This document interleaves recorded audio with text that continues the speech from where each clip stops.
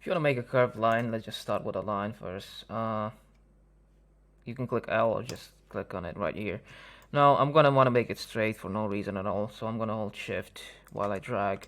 Now I'm gonna make it more thick so that it's visible. You don't have to do any of this, but I'm just doing it so you can see it better, I guess. Now select it, double click, and when you double click you should see this whole thing, this menu. If you want to add points, right, there usually should be a point that's in between. I mean, in the center, I guess, at the halfway between any points in your line, I guess.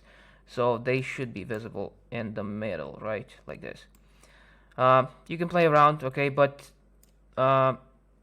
assuming you just want to round them, all you have to do is just click right here, right? Click on this bend tool, and now if you start dragging it, you basically bend your line however you want.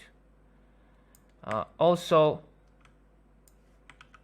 you can use, so if you hover, you can see it says, I mean, the short key is Control.